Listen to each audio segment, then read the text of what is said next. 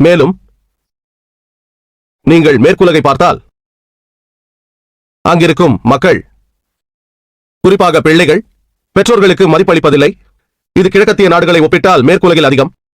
மேலும் இப்போதெல்லாம் இந்த புதிய சகாப்தத்தில் குழந்தைகளை இழிவுபடுத்துவதற்கு எதிரான அமைப்பு இருக்கிறது. குறிப்பாக அமெரிக்காவிலும் மற்ற ஐரோப்பிய நாடுகளிலும் நீங்கள் காவல்துறைக்கு போன் செய்து, சைல்ட் அபியூஸ் செல்லுக்கு போன் செய்து பெற்றோர்களை கூட பயமுறுத்தலாம்.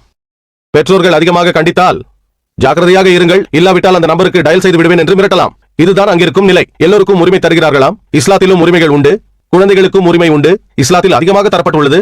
ஆயினும் குர்ஆன் கூறுகிறது, சூரா நிசா அத்தியாயம் 4 வசனம் 171, நீங்கள் உங்கள் மார்க்கத்தில் அளவு கடந்து செல்லாதீர்கள். ஆனால் குழந்தைகள் தீமையிலிருந்து பாதுகாக்கப்பட வேண்டும். ஆனால் பாதுகாப்பு என்ற போர்வையில் அங்கு குழந்தைகள் பெற்றோர்களை மிரட்டுகிறார்கள், பயமுறுத்துகிறார்கள். அவர்களுக்கு ஏதாவது தேவைப்பட்டால் பெற்றோர்கள் அதை மறுத்துவிட்டால் அவர்கள் மிரட்டுகிறார்கள். அவர்கள் பொய்யான அழைப்புகளை கொடுத்தாலும் சரியே, காவல்துறையினர் வருவார்கள், பெற்றோர்களை கைது செய்யலாம், செய்யாமலும் போகலாம். ஆனால் பிரச்சனைகள் உண்டாகிவிடுகின்றன. குர்ஆனில் பல இடங்களில் பெற்றோர்களை கண்ணியப்படுத்த வேண்டும் என்று குறிப்பிடப்பட்டிருக்கிறது. சூரா லுக்மான் அத்தியாயம் 31 வசனம் 14, சூரா அஹ்காஃப் அத்தியாயம் 46 வசனம் 15, சூரா நாம் அத்தியாயம் 6 வசனம் 151. ஆனால் குறிப்பாக ஒரு இடத்தில் சூரா இஸ்ராவில் அத்தியாயம் 17 வசனம் 23, 24 அது கூறுகிறது, அல்லாஹ்வை வணங்குவதற்கு அடுத்தபடியாக பெற்றோர்களுக்கு மரியாதை செய்ய வேண்டும் என்று கூறுகிறது. குர்ஆன் கூறுகிறது, சூரா இஸ்ரா அத்தியாயம் 17 வசனம் 23, 24, அல்லாஹ் நீ என்னை தவிர வேறு யாரையும் வணங்காதே என்கிறான். மேலும் உனது பெற்றோர்களுக்கு உதவியாயிரு.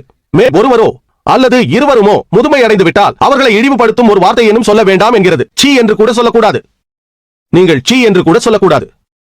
மாறாக அவர்கள் மீது இரக்கம் கொண்டு ஆறுதலான வார்த்தைகளை சொல்லுவீராக. இறைவனிடம் அவர்களுக்காக பிரார்த்திப்பீராக. இறைவனை, நான் சிறு பிள்ளையாக இருந்தபோது அவ்விருவரும் என்னை பரிவோடு வளர்த்ததைப் போல நீயும் அவ்விருவருக்கும் கிருபை செய்வாயாக என்று பிரார்த்திப்பீராக. குர்ஆன் கூறுகிறது, உங்களது பெற்றோர்கள் முதுமை அடைந்து விட்டால் நீங்கள் அவர்களை பார்த்து சீ என்று கூட சொல்லக்கூடாது. மேற்கத்திய நாடுகளில் நீங்கள் முதியோர் இல்லங்களை காணலாம். பெற்றோர்கள் முதுமை அடைந்து விட்டால் அவர்களை முதியோர் இல்லத்தில் தள்ளிவிடுவார்கள். ஆனால் இஸ்லாத்தில் முதியோர் இல்லம் என்ற கருத்திற்கே இடமில்லை.